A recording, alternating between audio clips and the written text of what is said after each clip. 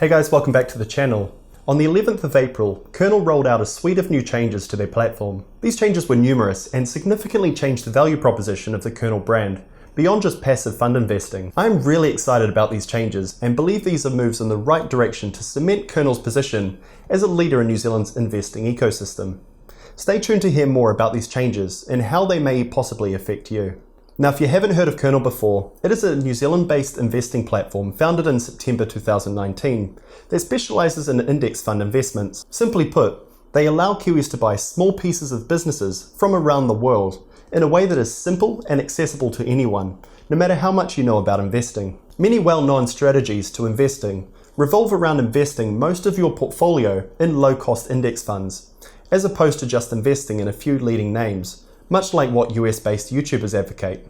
I'll cover these in another video, but these include the core satellite and the 90-10 portfolio, and are worthwhile looking into. So let's get into looking at Kernel's new changes. The first of which is fees. Fees are one of the biggest drivers of revenue for the financial services industry, and are a main contributor to paying for the significant operational costs of keeping a high level of service within a tight regulatory environment. While Kiwisaver funds can often charge over 1% to manage your money, Kernel is well known for generally charging less than half of this, with the added bonus of not having any transaction or exchange fees. With this latest round of changes, Kernel's fees are about to get even lower. They've split their fees into two separate groups, core and thematics. Core funds are the backbone of a well-diversified portfolio, as they should generally be the largest holdings. Satellite holdings, on the other hand, are the relatively more risky components that represent who we are as an investor. Thematic funds are those that invest in businesses along a certain theme that we wish to pivot our portfolio towards, such as supporting companies that endorse women leadership, green technologies, renewable energy, or electric vehicle infrastructure. Kernel is building out their already impressive funds in both of these areas. Previously, Kernel charged an annual management fee of between 0.25 and 0.39% for core funds, and 0.55% for the thematic funds. With the newest suite of changes, the fee for core and thematic funds will decrease to just 0.25 and 0.45% respectively. This news is massive as it creates a wider delta between the fees charged by other fund providers, such as SmartShares, who generally charge upwards of 0.5% for their funds. In addition to the changes in management fees, Kernel has also made changes to their monthly fees. Previously, Kernel charged a $3 fee monthly for balances over $1,000. The issue this causes, however, is for smaller investors. With just a few thousand invested, the fees can be a huge burden on your returns. If, for example, you had $1,000 invested, you would have required a return of over 3.6% just to break even on your fees. With these newest changes, Kernel has changed the threshold to a whopping $25,000. However, to do so, they've been required to increase their monthly fee to $5. This is great news for the average investor, as it means they can invest with Kernel without the need to pay a monthly cost. It also gives great comfort in knowing that there must be a large number of investors with over $25,000 in the platform for them to increase the threshold to this level. Here is a breakdown created by Kernel showing what these changes in fees mean to the average investor at different amounts invested in the platform. As you can see, at almost all tiers there is substantial savings as a result of these changes.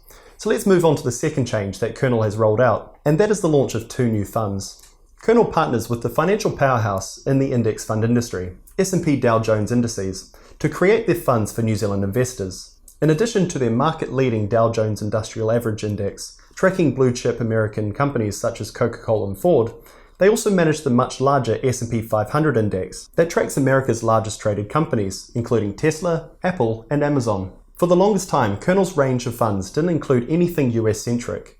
However, this has now changed with the launch of the first new fund, the Kernel S&P 500 Fund. While SmartShares currently have a similar fund, ticker USF, they charge 0.34%, excluding exchange fees such as another 0.5% through the likes of Sharesies, while Kernel are charging just 0.25% with no transaction fees. In addition to this, the second fund being launched is called the Kernel High Growth Fund. There isn't a whole lot of information shared on what this fund contains, but it is explained at a high level to be a diversified mix of the other funds on their platform. More information should be released on this over the coming months. So to recap, Kernel have reduced their management fees, increased the threshold of the monthly account fee, and introduced two new funds. This rounds out the changes for the average fund investor, but we aren't done yet. Kernel are also launching two new entire products to augment their financial solutions. The first, of course, is Kernel Kiwisaver. Now, Kiwisaver has been a long time coming for Kernel, as their funds represent exactly what most investors are looking for. That is low-cost funds with a long time horizon. This has been evidenced in recent years with the rise of Simplicity, Juno, and Booster, which advertise their low-cost but high-return funds.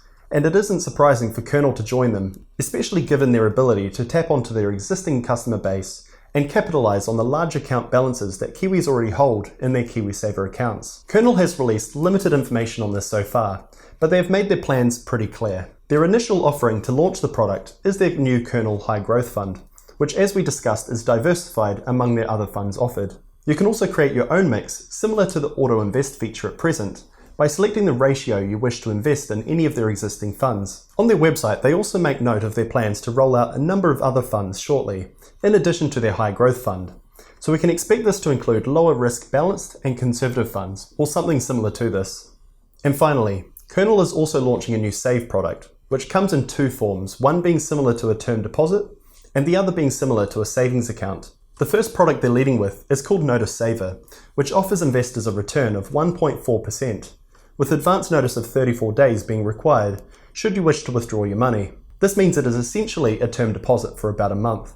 And if we compare these returns with what the banks are currently promoting around the low 0.3% mark, this represents incredible value to certain investors, saving for a certain goal and not tying their money down for an extended period. The second savings product that is yet to launch is the on-call savings account. This will essentially be like your savings account, however it will be held by Kernel on your behalf at a New Zealand domiciled bank. Where these accounts will be especially useful is where people are saving for certain goals, such as $1,000 for a trip to Australia or $200 to go to a concert, as Kernel are currently building in the functionality to have separate accounts linked to goals, without the tedious processes that are commonplace at banks. So for those of you that are following the Barefoot Investor, this can be really good to save for those goals. So that is about all I have to share on Kernel's latest changes. If you enjoyed this video, please make sure to support the channel by liking the video and subscribing to the channel down below. If you have any comments on the video and opinions you'd like to share, please make sure to leave it down below in the comments and I'll reply with my thoughts as well. Thank you for watching, and I look forward to catching you on the next one. Cheers.